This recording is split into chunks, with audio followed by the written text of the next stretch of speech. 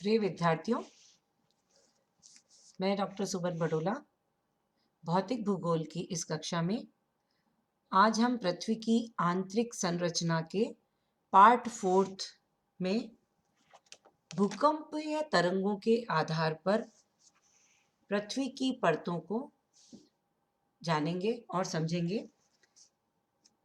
इससे पूर्व के थर्ड पार्ट में हम ये जान चुके हैं कि पी वेव्स, एस वेव्स एवं उसके साथ ही उससे कम गति वाली पी स्टार एवं पीजी वेव्स, इसी प्रकार से एस स्टार एवं एसजी वेव्स भूकंप विज्ञानियों के द्वारा खोजी गई और सिस्मोग्राफ पर इन्हें रिकॉर्ड करने पर ये 6 प्रकार की तरंगे जिस प्रकार से धरातल में प्रवाहित होती हैं उस आधार पर 3 परतों में विभक्त किया जा सकता है। जैसा कि हम इस डायग्राम में देख रहे हैं, सबसे ऊपरी परत जिसे जहां पर पीजी तरंगे जिनकी गति 5.4 किलोमीटर 5.4 किलोमीटर एवं एसजी तरंगे जिनकी गति 3.3 किलोमीटर प्रति सेकंड पृथ्वी के धरातल के ऊपरी सतह पर संचरण करती हैं।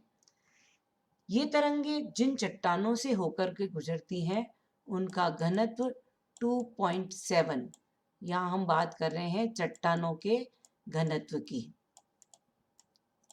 जैसा कि हम सभी जानते हैं, ऊपरी परत जहाँ पर अवसादी चट्टानों का जमाव है, उन ऊपरी अवसादी चट्टानों के नीचे, सेडिमेंट्री रॉक्स के नीचे ही ग्रेनाइट की परत भी विद्यमान है। ऊपरी परत ग्रेनाइट, बेसाल्ट, उससे निचली परत जैसा कि हम पिछली कक्षाओं में जान पाए हैं, ग्रेनाइट एवं बेसाल्ट और हैवी पदार्थों से बना हुआ निचली परत। यहाँ पर इस परत में हम जाने पीजी एवं एसजी तरंगे इस क्षेत्र में प्रवाहित होती हैं और इन चट्टानी संस्तरों में यह प्रमाणित होती है कि ऊपरी परत ग्रेनाइट की है।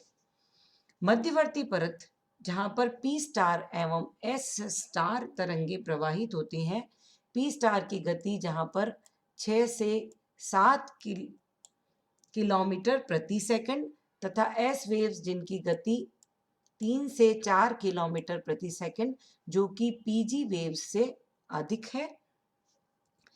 मध्यवर्ती परत में जिनका घनत्व लगभग 3 और इसे विद्वानों ने बेसाल्ट से निर्मित माना है।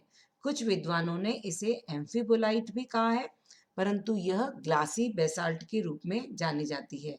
यह विद्वानों के अनुसार इस परत की चौड़ाई लगभग 20 से 30 किलोमीटर मानी गई है,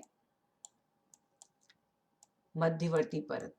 इसके साथ ही निचली परत जहां पर पी और एस वेव्स प्रवाहित होती हैं जो कि सर्वाधिक गहराई में प्रविष्ट होती हैं और पी तरंगे सर्वाधिक गति 7.8 किलोमीटर प्रति सेकंड की गति से और एस तरंगे 4.5 किलोमीटर प्रति सेकंड की गति से संचरण करती हैं। यहाँ हम पुनः समझेंगे, पीजी वेव्स की तरंगे सबसे तरंग गति कम रहती है।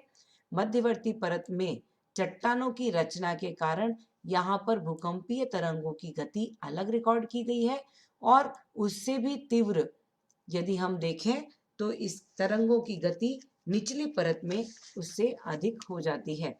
इस प्रकार पी और एस वेव्स जो है अपर, इंटरमीडिएट एंड लोअर लेयर्स में प्रवाहित होती है। पृथ्वी में जो ये निचली परत है इसका घनत्व अधिक है और मूलतः ये डूनाइट, पेरिडोटाइट, डीपीई जिसे कहा जा सकता है, डीपीई, डूनाइट, पेरिडोटाइट एवं इकोजाइट नामक चट्टानों से बनी हुई है। इस परत की गहराई 2900 तक पाई जाती है जो कि इसके पश्चात भूपर्पटी के भाग के नीचे की तरफ प्रावार या मेंटल जिसे कहा जाता है। यह भूकंप विज्ञान के द्वारा इन तरंगों की गति और इनके प्रवाह को हम पार्ट 3 और पार्ट 4 के माध्यम से समझ पाए हैं। कई विद्वानों ने इन परतों के साथ साथ रासायनिक संरचना को लेकर के भी अपने मत प्रदान किए हैं। पृथ्वी की रासायनिक संरचना, संगठन और विभिन्न परतों के बारे में जानने के लिए स्वेस, जो कि एक ऑस्ट्रिया के महान भूगर्भवेत्ता थे, उन्होंने इस पर अपने विचार प्रकट किए और उन्होंने ये माना कि भूपटल का ऊपरी भाग जो है, जो कि हम देख पा रहे हैं, अवसादी चट्टानों का बना हुआ है, सेडिमेंट्री रॉक्स का बना हुआ है, और इसके पश्चात निचले भागों में, जिसकी अवसादी चट्टानों की गहराई और घनत्व बहुत कम है, और इसके ऊपरी भाग में हल्के सिलिकेट्स और निचले भाग में भारी सिलिकेट्स पाए जाते हैं, जो कि सिलिकेट्स हम कह सकते हैं, जिसे सेडिमेंट्री रॉक से ऊपरी परत बनी हुई है, जैसा कि हम इस डायग्राम में देख पा रहे हैं। निचली परत, जिसे कि सियाल सिलिका के माध्यम से, सिलिका स्पष्ट है, silica plus aluminium, it means sial, SiAl। इस परत में सिलिका एवं एल्यूमिनियम के पदार्थों की अधिकता होती है। इस परत की औसत गहराई 50 से 300 किलोमीटर की है, 50 से 300 किलोमीटर, और इस परत का घनत्व 2.7 से 2.90 तक है। 2.7 से 2.90 तक इसका औसत घनत्व है। जैसा कि हम पिछली क्लास में देख चुके हैं, यह परत ग्रेनाइट चट्टानों की है और इस परत में एसिडिक पदार्थ अधिकतम पाए जाते हैं। एसिड अंश की प्रधानता है और अधिकांश महाद्वीपों की ऊपरी भूपर्पटी का निर्माण इन्हीं सियाल के ऊपर हुआ है, जो कि नीचे अधिक घनत्व की सीमा के ऊपर तैर रहे हैं, क्योंकि ऊपरी परत का घनत्व कम है और निचली परत का घनत्व अधिक है, इसलिए सियाल सीमा पर तैरता है। दूसरी परत, जिसे सीमा कहा गया है, सिलिका एवं मैग्नीशियम से बनी हुई यह परत, जो कि अधिक घनत्व की परत है, इस परत का घनत्व 2.90 से सीमा 2.90 से 4.75, इस परत का घनत्व सिलिका की तुलना, सियाल की तुलना में 2.7 से 2.9 था, यहाँ पर 2.90 से 4.75, और इसकी गहराई 1000 से 2900 किलोमीटर तक है। हम पिछले अध्याय में भी पढ़ चुके हैं कि ग्रेनाइट परत और उसके नीचे बेसाल्टीय अंश, जिनके अंतर्गत क्षारीय अंश की प्रधानता है। सियाल परत में एसिडिक अंश है, जबकि सीमा परत में बेसाल्टीय अंश है। इस परत में सीमा में मैग्नीशियम, कैल्शियम तथा लोहे के सिलिकेट्स अधिकतम है।